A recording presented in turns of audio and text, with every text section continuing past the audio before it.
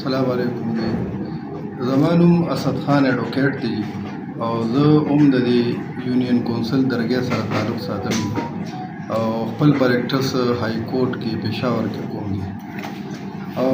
زمونږ یو ویژن و چې یاره د علاقې دپاره مونږه څه د خیر ښېګړې یو تنظیم دا سټارټ کړو نو ما داود شاه بای سره دا خپل ویژن دغه شیر کو او داود شاه بای وی چې ته مخکې شه او زه راپسې یم او سپورټ به زمونږ وي او دا تنظیم سټارټ کړي نو هغه تنظیم دا دی چې په هغې کې ړومبی هغې منشور هغه دا دی چې ړومبی به کې د ظلم خلاف خبره وي چې یاره په دې علاقه کې څوک په دې غریبو خلکو باندې څوک ظلم کوي او زیاتې کوي نو مونږ به هغه له یو ایډ چې کوم قانوني ایډ دی هغه به مونږ پرې ورکړو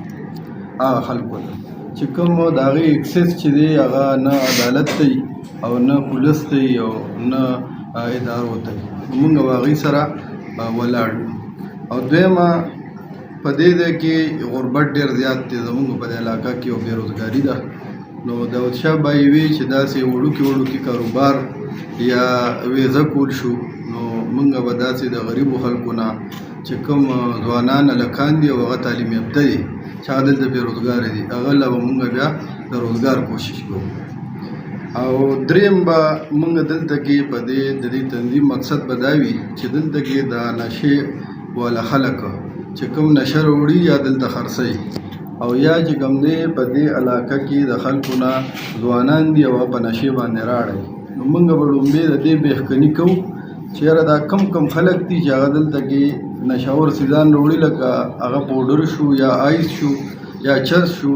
او هغې کې هغه ځوانان زمونږ چې دي هغه راوړي په دې نشه باندې نو مونږ به د هغه خلکو پوینټیشن کوو او هغه به بیا قانون ته حواله کوو او دغه سیرې به مونږ په هغې کې خپل قانوني امداد چې دی هغه ورکوو پرې او بیا په دې کې زموږ د ټول نه غټ مقصد چې د دې تنظیم دی هغه به مونږ رجسټریشن کوو د غریبو خلکو او هغوی له به یو راشن کارت جوړو چې کوم خلک داسې دي چې هینډ ټو موت دي او هغوی سره بیخي هغه د وړو او د غوړو د دې فکر دی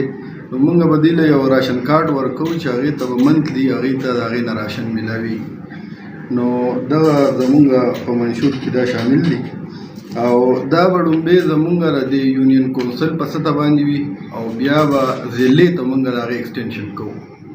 نو دا زمونږ تنظیم دی خیر ښېګړې تنظیم به وي خیر ښېګړه تاسو چې دا تنظیم لا رجسټر کړی کله مونږ دې رجسټریشن اوس آغاز کوو او ړومبی د دې کې پرون مونږ یو پروګرام هلته کړی و کلي کې او په هغې کې چې دی نو د دې میټینګ هم شوی او د دې دا کوم چې کوم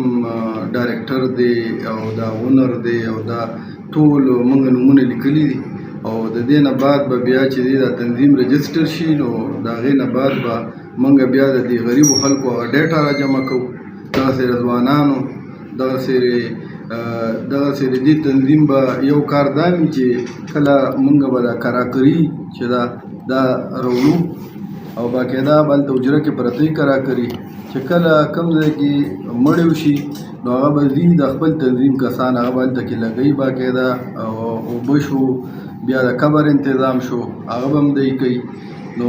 دغه زمونږ د منشور دی تنظیم او انشاءالله رجسټریشن به ړومبی خو رجسټریشن بیا به کوو وکیل صاحب تاسو پرون چې کوم دلته د اوسې په مشرۍ کې کومې کړېدنې غریبانو دا ویژن به مخکې بوځئ که نه او دا خو د دې تنظیم یو په دې منشور کې شامله ده چې کله دغه د غریب خلک دي پرون هم په هغې کې یو کویدن وشوه او داود شاه بای د هغې ټول اخراجات هغه برداشت کړي نو د هغې بیا کسانو دغه هم راغلې انټرویو هم را وشوه نو دغه سیرې به مونږ دا مخکې کوو مونږ